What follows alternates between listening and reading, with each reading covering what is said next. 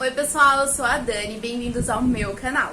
Hoje eu vou mostrar pra vocês um bolo do Naruto, com o tema Naruto. Ele é um bolo que vai duas cores, laranja e preto, então fica até o final pra você ver todo o passo a passo desse bolo. Então vamos para o passo a passo desse bolo. Primeiro eu vou desenformar ele, eu monto meu bolo na própria forma onde eu asso. E eu sempre coloco esse plástico filme para ir montando, né? Para quando eu for tirar, sair mais fácil. Porque aí ele escorrega, tem um pouco menos de trabalho. No caso, se você não colocar, você vai ter uma dificuldade maior. Possa ser que ele esteja estruturado ali e acabe abrindo, né, as camadas, então não é bacana. Eu prefiro colocar sempre esse saquinho para não ter dificuldade na hora de retirar o bolo de dentro. Eu sempre coloco um isopor entre a bandeja e o bolo, né? Eu colo com algum doce ou até o próprio recheio no bolo. E entre o isopor e a bandejinha, eu sempre passo essas fitas para poder segurar, né? Para ele não correr quando o cliente for tirar ele dali. Dou uma viradinha, coloco ele na bandejinha e agora é só retirar a forma. Se tiver um pouquinho de dificuldade, pode ir puxando o saquinho da forma que eu estou fazendo ali. É só ir puxando que ele vai descer. Vai com calma, não precisa ser com tanta força e nem muito rápido. Na hora dele ele vai descer. Tá vendo? Ele já tá escorregando. Prontinho.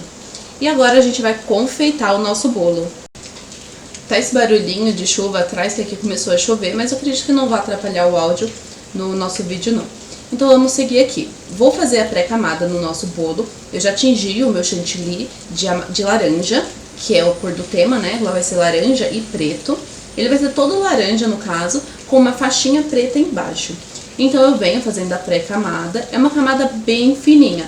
Por que eu faço essa pré-camada nos meus bolos? Para evitar que os farelos ele suba para a decoração e fique perdido ali, dê um trabalhinho de retirar. Então eu não acho bacana. Eu sempre gosto de vir com a pré-camada. E também para tampar essas imperfeições. Se você vindo com a pré-camada, você já tampa todas as imperfeições. É bem simples e é bem rapidinho. Ali eu sempre limpo a espátula porque esse chantilly ele acaba ficando com os farelinhos. Então se eu voltar esse chantilly para minha bacia, aí vai acabar dando no mesmo. Vai sujar cheio de farelinhos, então não é bacana. Eu tava achando esse laranja um pouco claro, então eu optei por colocar mais algumas gotinhas de corante ali, para ele ficar um pouquinho no tom mais forte, para tentar chegar no tom um pouco mais parecido com o do topo. Então foi isso que eu fiz. Dou uma mexidinha para mexer bem, né, para o corante não ficar espalhado de um lado do outro não. Ali eu tava testando a cor, tava vendo se tava ficando bacana da forma que eu queria, mas já tava chegando. Eu experimento ali um pouquinho, porque dependendo da quantidade de corante que você coloca no seu chantilly, possa ser que amargue um pouco, então tem que tomar muito cuidado. Quando eu quero chegar num tom muito forte, eu sempre vou fazendo experimentando.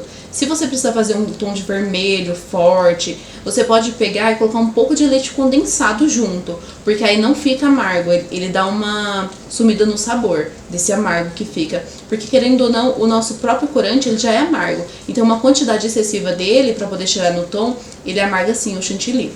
Eu fico espetando o bolo para saber se tem muito chantilly ou se tem pouco chantilly ali, porque como eu sempre falo para vocês nos vídeos, tem duas formas de fazer, tanto com a manga de confeitar, que você vai passando com a manga todo o chantilly no seu bolo, e tem dessa forma que eu já sou acostumada a fazer, que é só jogar todo o chantilly no seu bolo e vir alisando. Eu já acostumei fazendo dessa forma, mas se você está iniciando, é bacana também você testar as duas, né? Eu gosto sempre testando e ver o que eu melhor me adapto. O que eu me adapto é o que eu mantenho. Então eu acredito que eu consiga fazer mais rápido dessa forma.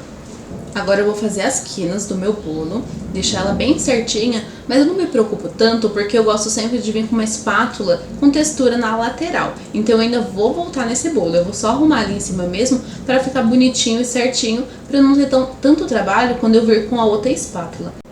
Vou tirar esse excesso de chantilly também da lateral que tá embaixo.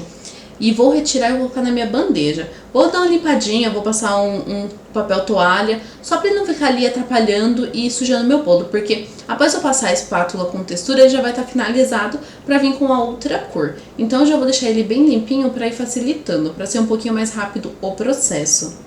Eu sempre gosto de passar o papel toalha ou também o guardanapo, porque aí deixa bem limpinho, tá vendo? A nossa bandeja também não danifica nada. Então eu sempre tô usando os dois. Ali eu já escolhi a minha textura, qual que eu quero, e eu gosto muito dessa textura também. Tem outras espátulas que eu gosto, mas como é um bolo pra menino, eu acho mais interessante essa espátula. Eu acho que fica um delicadinho, mas que fica bacana, fica sem excesso, sem muita decoração. Aí eu gosto muito dessa forma. Ali eu vou finalizar as quinas, tá vendo? É bem simples. Você vai empurrar as quinas pra dentro. Eu gosto muito dessa espátula mais fininha, porque ela me ajuda bastante nessa parte de empurrar as quinas pra dentro do bolo. Tá vendo? Fica bem certinha. E é só empurrando. Essa parte que eu finalizei a espátula não tem problema, porque ela fica pra trás. Então, é muito difícil você deixar 100% lisinho. Se você conseguir, ótimo. Mas se ficar só um pedacinho assim, não tem problema. Ou se você tiver um topo que você tampe, você pode pôr na frente. Ou se você não tiver, você pode deixar essa parte para trás do seu bolo. Ali eu já tava terminando. E essa parte de cima eu também não sou muito fã de deixar lisa. Então eu sempre gosto de fazer uma espiral, fazer alguma coisinha, algum detalhe.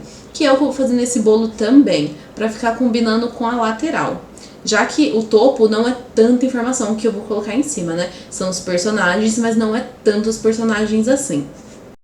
Estou quase finalizando o topo e ele já tá ficando bem lisinho, tá vendo?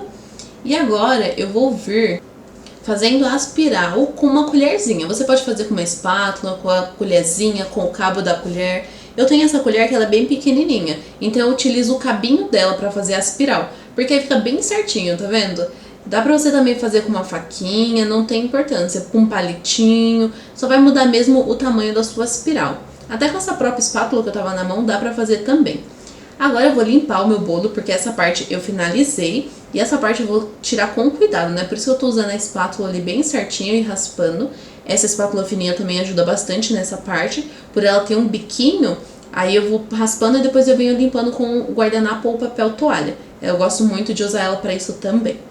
Vou vir com essa outra espátula lisa, fazendo como se fosse uma paredinha preta, para poder dar esse detalhe do preto e do laranja. Eu não quis fazer ele junto para não ficar manchado, né? Como o preto ele tem o costume de manchar, eu prefiro fazer dessa forma quando eu tenho que usar o preto.